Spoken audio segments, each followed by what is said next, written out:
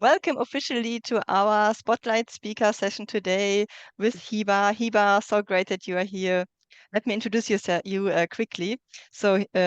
Heba is an interpreter in Dubai for English and Arabic, and she has worked for the International Labour Organization as an, I need to have my cheat sheet here, as an international arbitration proofreader. And she is a newspaper writer and has created UN courses for interpreters. And today is a very super special topic, not only for women. So great, Michael, that you are here too. I think it's interesting for everybody. Uh, but Hiba, maybe I will tease. Hiba can introduce herself as well on the topic. So Hiba, I hand over to you. Sure. Thank you so much, Sarah, for being a guest here by you, hosted by you. Actually, I'm so happy for talking about a topic like this. And whenever when you asked me, first of all, I'd like to introduce myself. Sorry. My name is Heba Izzeddin. I'm working as interpreter for I think now 12 years, and the translator as well as for 15 years. And I've been working as interpreter for many organizations around the world, travel around the world as interpreter. And I have my MA degree in linguistics, semantics, and now a PhD. Also, I'm working in the Gulf. Now I'm resided in Dubai, and being a writer in Al Watan newspapers in Saudi Arabia. Also being hosted for so many times on TV in Egypt. Actually, when you asked me, this is actually a brief about me. And when you asked me to talk Absolutely. about, thank you so much, and thank you so much, guys, for being here with you. So happy for staying with you and talking with you. Due to the respect to the titles, thank you so much, Lavinia, Michael, Fauzia, Rafaela. Thank you so much. I hope that I pronounced the names correctly. Actually, when you asked me to talk about a topic, I remember last time we talked about cultures, how the interpreter should take into consideration different cultures, and how they should Right. Yeah. respect cultures and different opinions. Maybe we as interpreters, we need to take into consideration the barriers of the culture. And some funny situations happened with me. It was really a lot of fun in the session.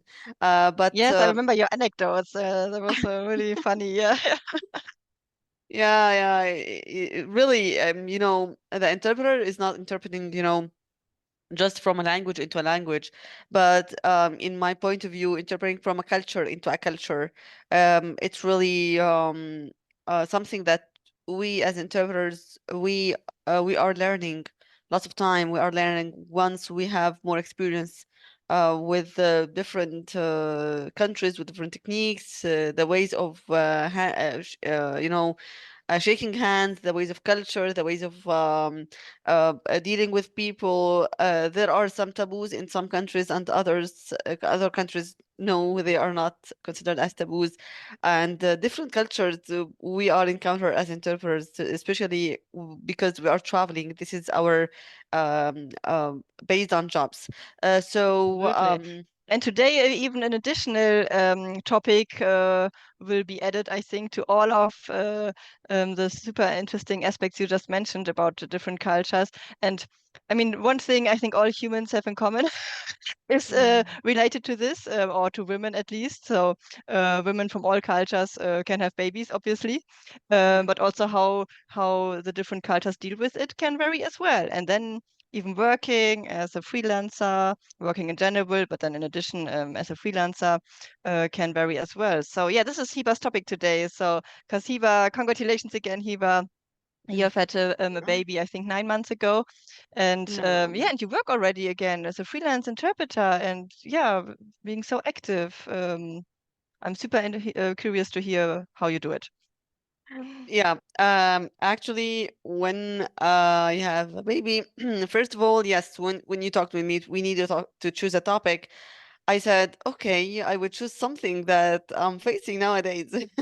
I need to talk with the people about what I'm having nowadays, or what are the challenges. First of all, I don't consider a life without challenges. If you are finishing your job without challenges you have faced, you will not consider yourself a successful interpreter, or successful even not even interpretation. Any task I have without challenges, I will not consider myself as successful. So yes, with a baby, it was really absolutely, I can say, something that I'm always thinking about it deeply. So uh, yes, what I thought about when I had a baby, I thought that I would stop working. I had overthinking, and actually I stopped at a certain point of time. That's what I want to talk about today. It's kind of choice. It's kind of the life choices. At a certain point of time of my life, I stopped having babies because, or I stopped the idea of being pregnant because yeah, I have some. I didn't think about it. I have other items to care about, other tasks I need to finish on time. We are so But busy all the time. Yeah, absolutely. It's like there's no room to think about anything. Yeah. yeah, and actually, when I had the news that I have a baby, I was in Sharm el-Sheikh in COP27.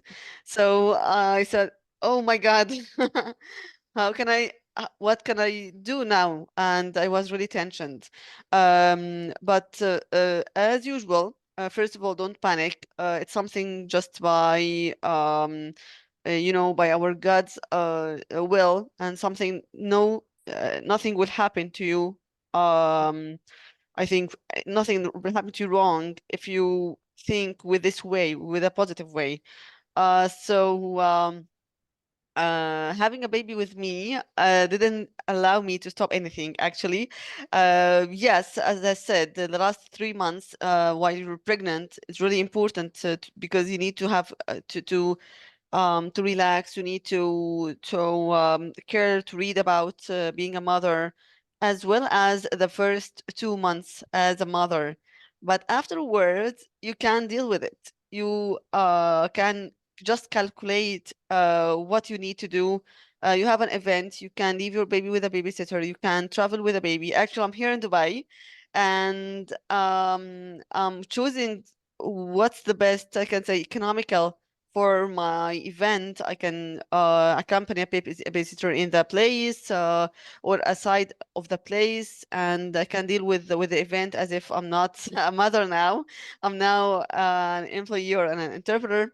So afterwards, I am a mother. Yes, of course, it's tired. It can be, you can be tired, of course. But something psychologically will make you relieved. You will make you nothing has changed. Also, I'd like to talk about the depression that mothers will face after they have delivery. They are very depressed. You will feel very pain all of your body. You cannot move a lot. You will have all the time in dark room, and you need to take care of your baby. You need to make him sleep. You need to learn a lot. In this case, actually, your husband will be his role now. Your mother will be the right role for mother now. So all of those situations happened with me, and I stopped thinking, what should I do tomorrow? What should I do after tomorrow?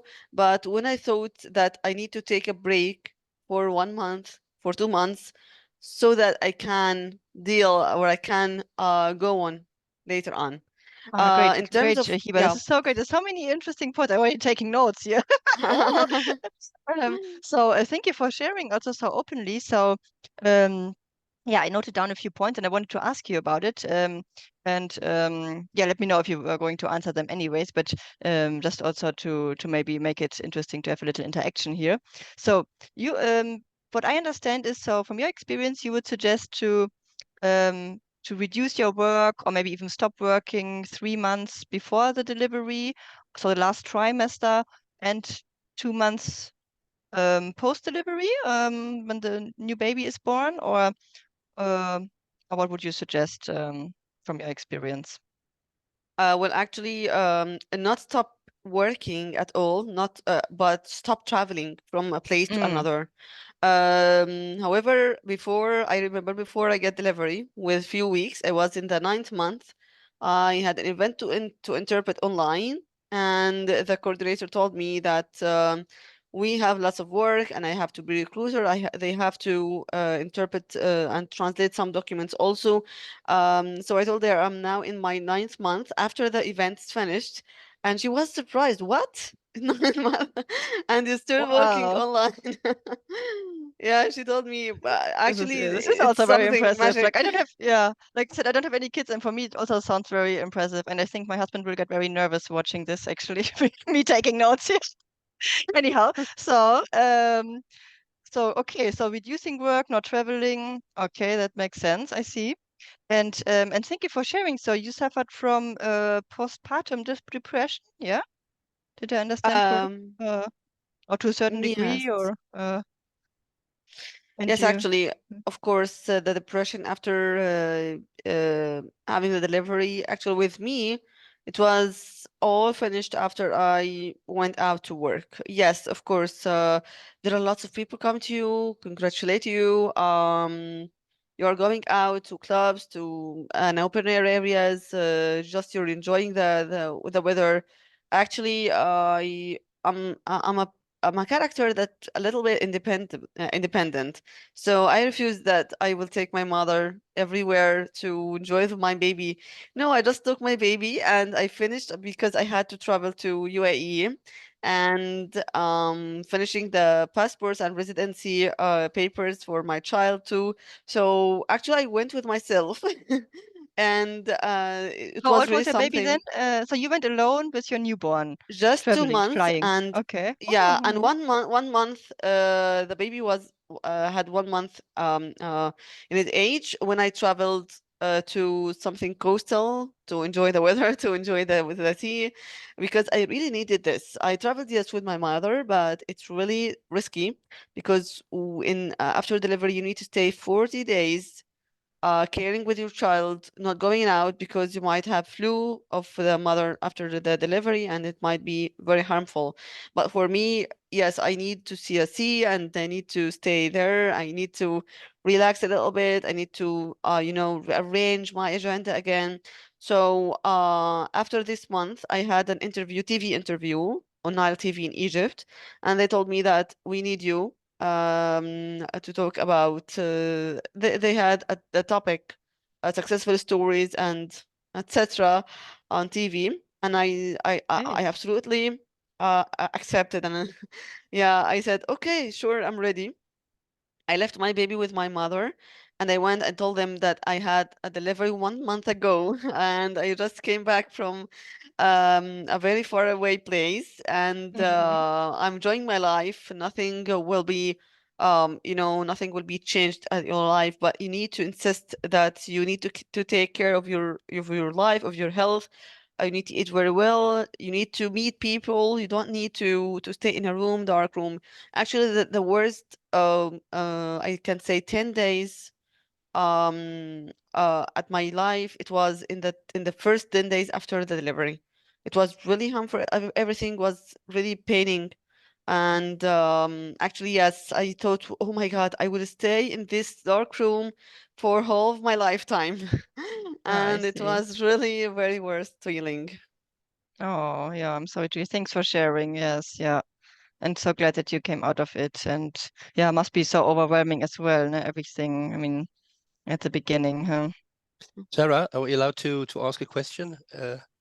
Heba, how you want to organize it? Questions at the end or questions during Yeah, it? you can ask now, no problem. Feel free. Yeah, so Okay, Michael, if come. okay, that's very nice of kind of you.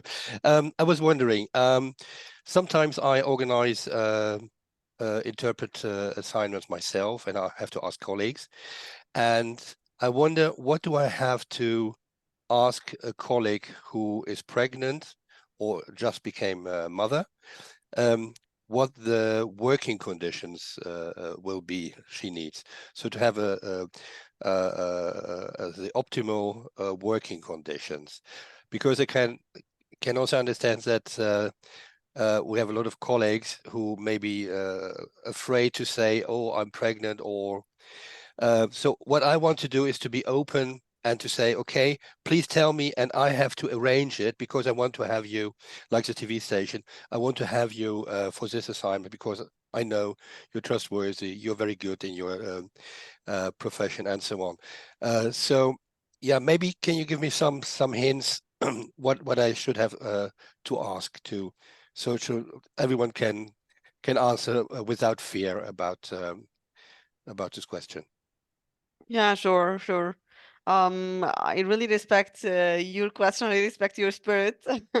I think that it's really very kind of you. Thank you so much for this. Yes, of course, and I'll be the first one to work with you. So I agree totally. Actually, yes, what you need to ask for this, that your question let me or made me think about introducing an idea which is related also to cultures. I know at some cultures the mothers are trying to hide their stomachs in order not to show their they are pregnant, and some cultures also they had to hide that they have a baby.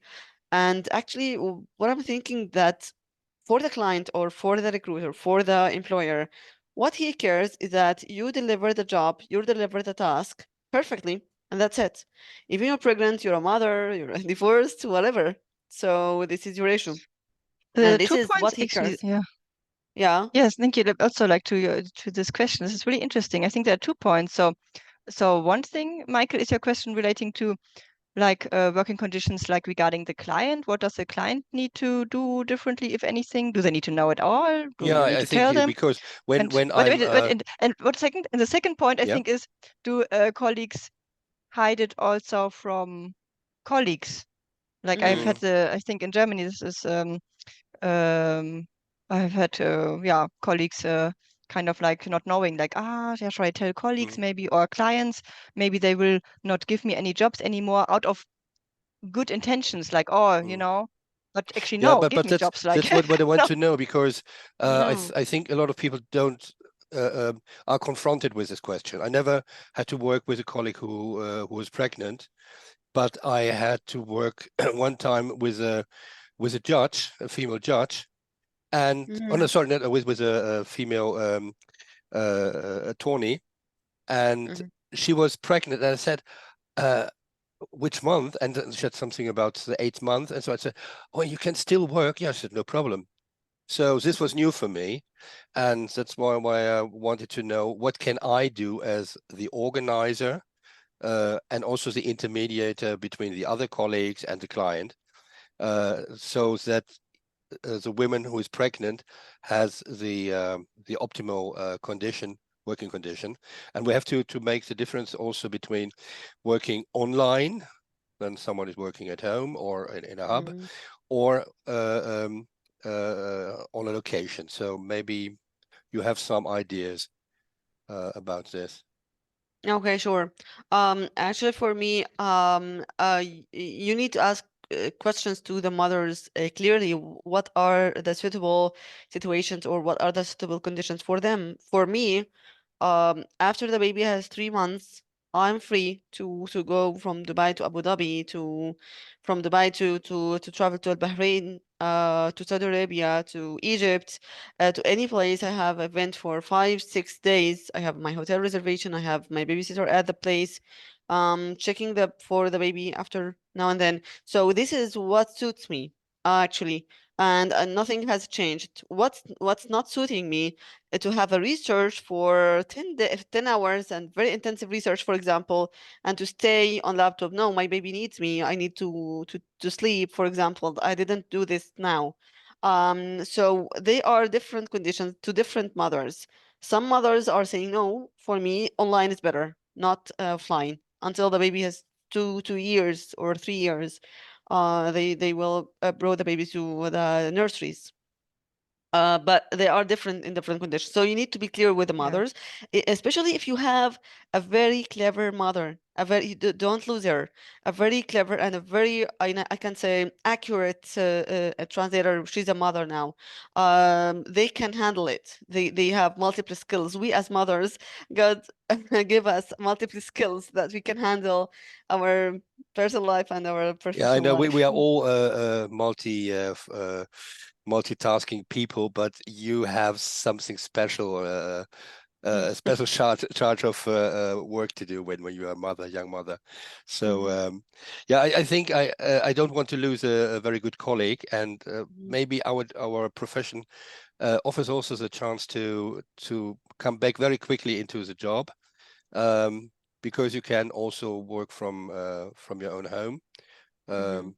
And yeah, what I wondered is, because you was saying the childcare is organized, but you do it yourself. You don't ask the client or the organizer, can you please next to the hotel, I need to have baby care. I think you do it for yourself, or am I wrong?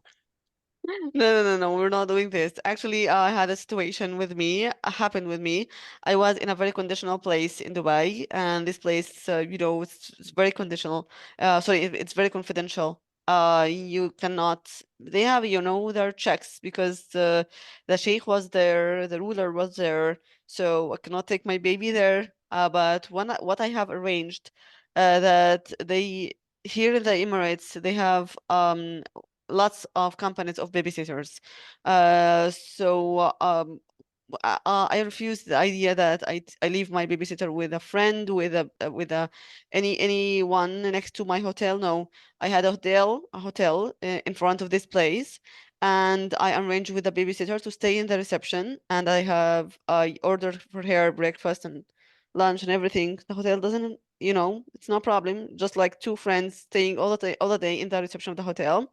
And I had arranged this without informing the place that I'm going to interpret for them anything, because they don't care. What we care, you just need to come and to interpret for us without any problems. That's it. So they don't have, they don't want any problems about it.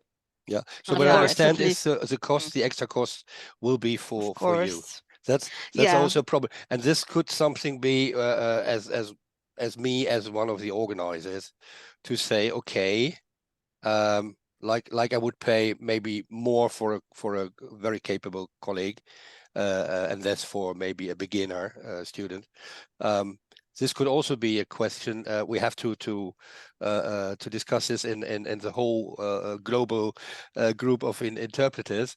If we can have some conditions when a colleague is pregnant or just became a mother, that you have the right to ask more for the extra services you need for the baby care and so Yeah, on. good. This is a really good and interesting discussion. And Maybe everybody else, we yeah, who have to wants to ask say Aik something, yeah. to do this, Yes, maybe. yeah. Actually, And in my case, I didn't ask for this. Yeah, In I my know. case, the rate was really satisfying to me. Mm. And now I'm not taking the bus or metro. No, I'm taking a private car. It's also extra cost to me because I have a baby. And the hotel reservation, I have to book a very nearby hotel because I'm not now alone. When I was alone, I was going to the bus station, to metro station, a nearby hotel, or maybe faraway hotel because I have time to wake up very early and go there. But now I have extra charges. Yes, it was on my charges, but I didn't discuss it with the organizer.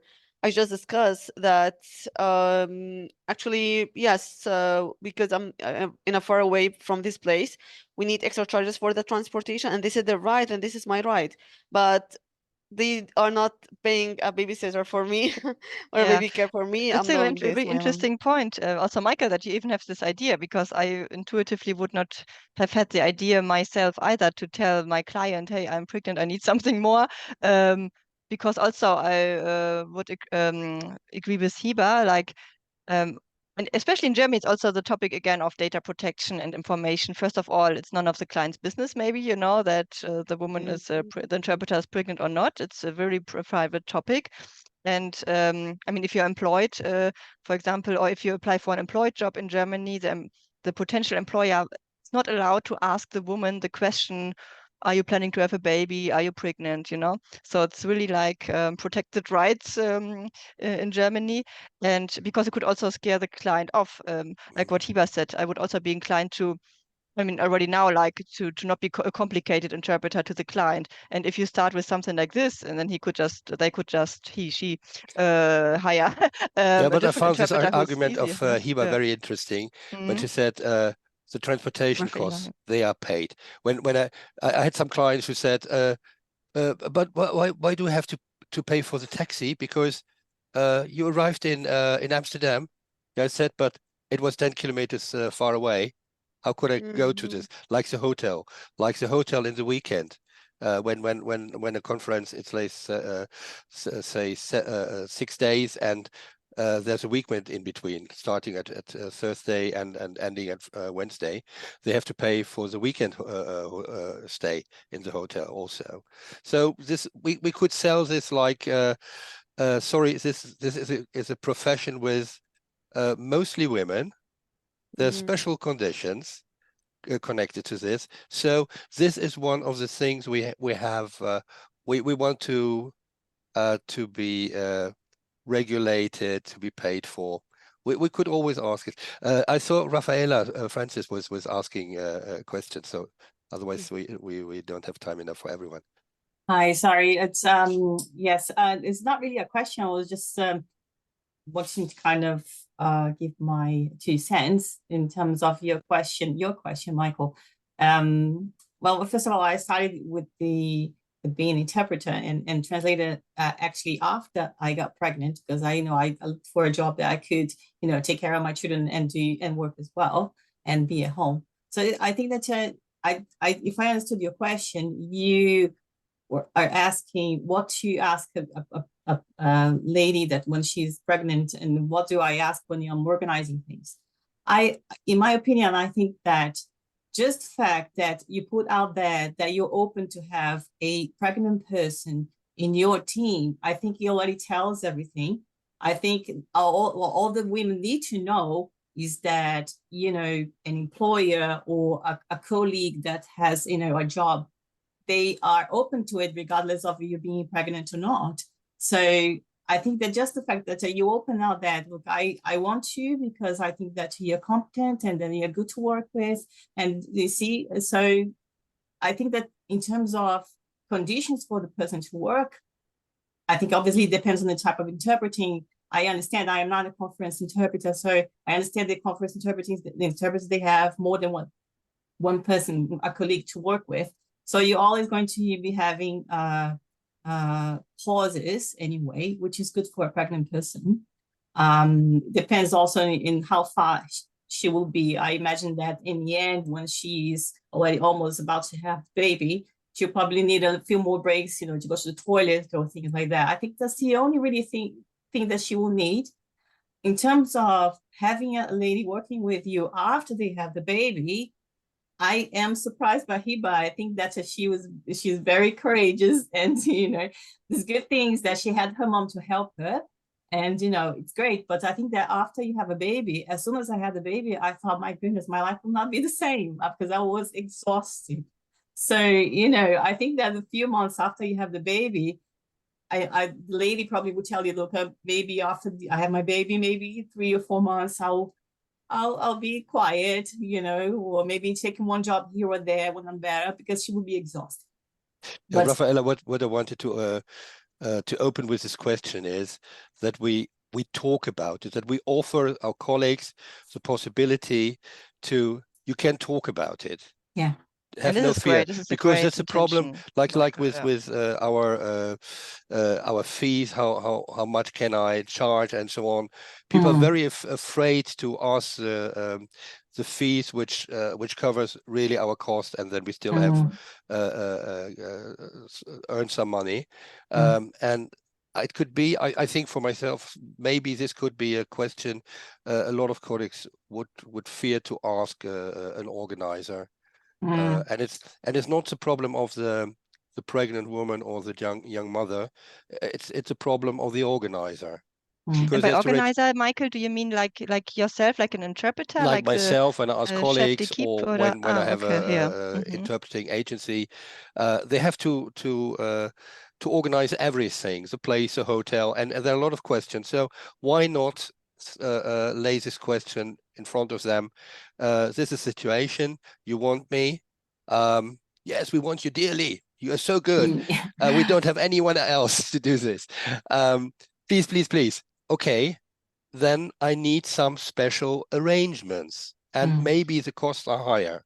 So this would be a very fair and open discussion, and that's what I find so interesting, that you are here now as a interviewer, Heba, because I never heard this question raised in our professional group. Yeah, So absolutely. And thank you. thanks, Michael, also for stepping out. And thanks, Rafaela, for stepping in, and your contribution. Thank you. Really valuable. And I totally agree with Rafaela. Michael, you already stepping here into the spotlight and asking your question, especially as a man, if I may say.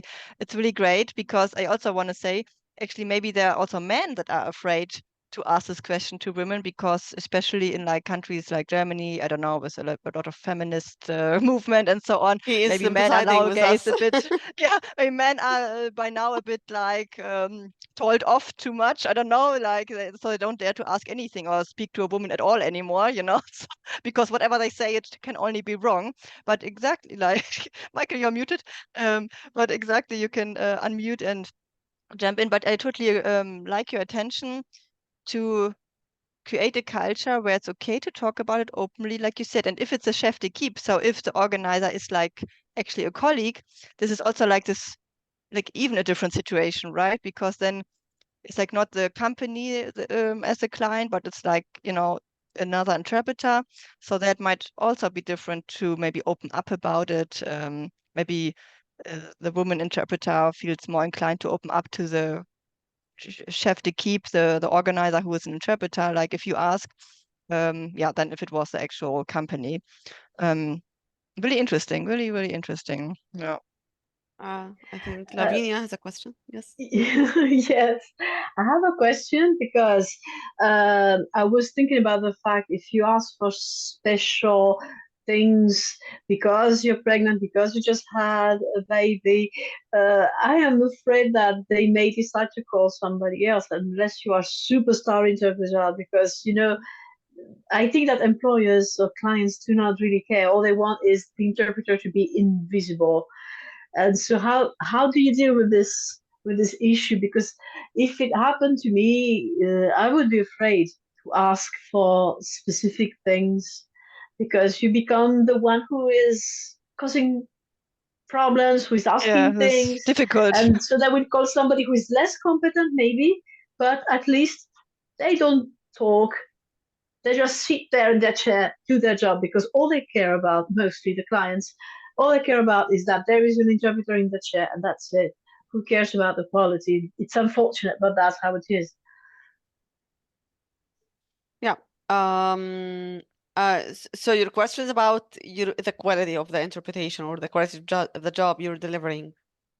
I think it comes back to the question, maybe Lavinia, correct me if I'm wrong, about, but should you open up to the client, because you might be difficult to them, and they might hire a different interpreter.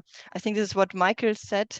I think, Michael, your question was actually about you being the interpreter, being the organizer, and you maybe negotiating something, right? Yes. And then if that's the case, then you can still talk to the client and say, okay, if it's difficult for you, okay, just a question, I will organize it without difficulty, or like this. That's because you are very understanding, Michael. So you say that you would provide for somebody who's pregnant, but but I'm a colleague. I don't that's think different. Yeah, but this is a I good don't thing, think because most clients would be so accommodating. So in their eyes, if you are pregnant or just had a child, you would look like somebody who is making problems, because we interpreters, they want us to be invisible, so they will hire somebody else. And this So is what that Heba would said. be my This is question. How do Heba, you deal with that? Yeah. Yeah, I what think I would Heba, say correct me. is Yeah. what I Let would me say just is moderate, Michael, sorry, but uh, let me just, so I think, so, and Heba, correct me if you're wrong, but Heba dealt with it in a way that she kept it silent and organized herself. No? The transportation cost was on her, the additional babysitter cost was on her. This was the economical aspect, Heba, no, you mentioned at the very beginning. And I think intuitively now, as I said, I don't have the experience yet, but intuitively I would go about in the same way. It's up to me, the cost that is involved. Is it still worth taking the job or not? But it's not the client's business. I don't want to trouble them, like you said, Lavinia, because I totally agree. I would also be concerned that I would cause too much trouble to the client. If it's a colleague like Michael, it's different, no? Then mm. it's a different situation. And here, Michael, you can jump in. Or Yeah, what I wanted to say is I want to start a discussion with the client, because when you have a larger enterprise with, let's say, 100 people working there, they do have staff for their salaries. When they have a pregnant woman, the fathers get maybe time out when they became fathers for the first weeks. So why not starting a discussion? And we have to do this worldwide with AIC and other organizations, and in discussion with the agency, with the larger agencies, that we create something.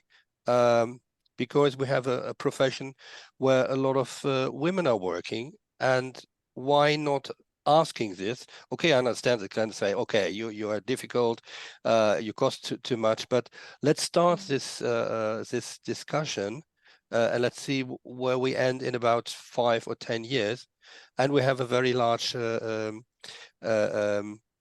not company, organization behind us. That's the UN, that's the EU. And they do a lot for their interpreters. So why not try to get a situation where the good conditions spill over to the to us who are self-employed, or let's say in this case to you, because maybe as when I would be a father, I would have also nice conditions, but it's mostly about you. Sorry. Yeah, yeah. Actually, I'd like to raise 2 points from Michael's and Lavinia's interventions. The first point is that actually we are in the world of competitors. Competitors are, taking any chance to just to compete and to replace your place. Once they are hearing, oh yes, Heba is now pregnant, she cannot do this work, so I can say to the client, she's pregnant, she cannot do this work, I can do this work instead of her. And you never know, it's a world, it's a business of interpretation, business of money, and money talks, and Exactly. competitors, and they are everywhere. So that's exactly what happened with me. I was interpreting with African Union. It was a very huge conference in the new capital city in Egypt, in Cairo, and actually, I was surprised after I traveled. I moved from Egypt to Dubai. In an event, I was surprised that the recruiter is saying that someone there said that he was not focusing. Maybe she's the new mother. Her baby is just 1 month, and I was really shocked, especially from the when I knew who is she, because she was one of my students, and I said, "Oh my God," I was really shocked, and I said, "Yes, this is a business." So when you were saying the point of Michael's very kind of a recruiter that he's to say we need to raise the costs of mothers, then you will find that some people they are saying, I am a mother, I need more cost, and she's not a mother. you know there are some points. So what I'm doing actually, I'm trying to replace the cost or trying to raise the cost in the transportation, maybe because yes, the place where I am in a different or far away from the downtown of Dubai. So I'm saying that the farthest way you can just arrange your words because the clients want you to arrive on time. So the best way, the best thing for me is just the transportation, and it's just the first day and the last day. the private taxi from the place where you are and to the place. And actually, it happened with me. One organization here, they paid for transportation, then they put a condition: we will not pay for the transportation, and you need to choose if you want to join us in this event or not. Actually, this is what's happening for them. They are just I cannot say materialistic, but this is their money, so they want to raise their money, giving the interpreter, choosing professional interpreter, but giving them the minimum rate of interpreter. For me, I don't have this. I'm not facing these problems because I have huge experience. I have huge career fame. So they know me. They know my work. So they put the professional rate for professional interpreter. And before I was, for example, had a net profit with 70 or 75%. Now 40 or 45% because I have the taxi. If they don't allow they have the not transportation allowance, and I have my babysitter, but I'm satisfied because as I said, cannot imagine myself staying in this dark room, as I said in the beginning, and also need to take care with the competitors because they are very, something that's really I had this experience before, and I said, oh my God, I have this fame in Egypt, and just one person come because I'm now a mother, and I know that I'm very clever. Just few days they replayed the recording of the event, and they found that yes, I have a professional interpretation, so she's wrong. But at that time I was really shocked. And this from another woman. This is also like women can be so cruel to other women. Why not some female solidarity women here out there? Women need It to doesn't support women, exist. huh? Like Yeah, I and would say Rafaela, it was a student of yours. sorry, Yeah, yeah, it was a student of Rafaela. yours. So why can't you say, or why can't you say or answer, sorry, this is your future. You can learn from me. You can Thanks, encounter the Michael. Yeah. same situation. So I understand that you react like this. A lot of people have a very simple black and white first reaction, but you can learn a lot of from me and how to cope with it, the solutions. That's Thank you, what I Michael. would Yeah, Yeah, this say. leads me out. So I want to take you're away 2 right. points from what Heba said. But first of all, I want to point out that Rafaela shared in the chat a think tank about this women's topic. So please have a look in the chat if you like. And yeah, so 2 points. So Michael already mentioned one from what Heba said. So it was a student of yours, or in general, like if it's like another colleague going behind your back and telling the client that, hey, this woman might be pregnant and not be up for the job. I think this is like a really like crossing a boundary. This is a no-go. I said it's like a really private topic. It's not even the client's business. It's up to the interpreter herself whether she thinks she's up for the job or not. I mean, not being pregnant, you cannot be up for the job either if you are just getting through a divorce or have other problems, So it's like really just being pregnant, it's not the problem, I think, also. And I think here we come back to the topic of fostering an interpreter's culture that is of positivity, mutual support, and non-competition. Because it's probably like not even meant with such a negative intention from that person. It's out of fear. It's out of fear of her career in the future, of making a living, establishing herself. But we need to tackle this fear in people's minds and turn it around into hope, into courage, into, hey, let's all be successful together instead of me or you. No, me and you. And I think this is what it is, and this is also it's like a mindset change, a mind shift, because I think then this would not happen because people would not even have this idea about being mean, right? So this is what the interpreters practice group is for, and I hope helps a little bit in that. Because we really believe that there's enough success for everybody. And the second point was that you mentioned Heba. Thank you for that as well. Is about you also want to continue to work as a young mother or being pregnant because or for yourself, because you don't want to stay in this dark room if you feel depressed, or even in general, you just don't want to sit at home and play with baby toys all day long for, for a year or so. It's totally fine and justified. and for yourself, because you're still an adult, you're still a woman, you're still an interpreter, so you all those other things next to a mother as well. And of course, you want to continue to live your identity. And I think this is a really great point as well, that this is why you or one, yeah, can decide oneself whether they are happy to accept the loss of income, but from 75 to 45% roundabout. Thanks for the numbers, so if one can get an idea and to imagine it better. And yeah, but it's still like 45% plus, right? It's still a profit. It's have or not have. It still pays your rent or mortgage or whatever, your living costs. So yeah, it's really great points that you raised, Heba. Thank you. Thank you so much. At the end, really, I thank everyone here. And if you want close, I don't know. I think that, oh my God, we are 1 hour now, but actually that topic was really interesting.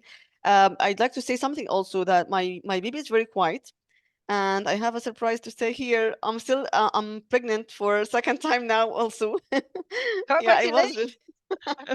it was really surprising to me. Oh my God, 9 months only, boy. But I don't know what to do. I think the same. But my baby, my boy is really quiet. After I'm done with the event, I had to go out with him, to play with him, to meet with my friends, to go shopping, to play with him.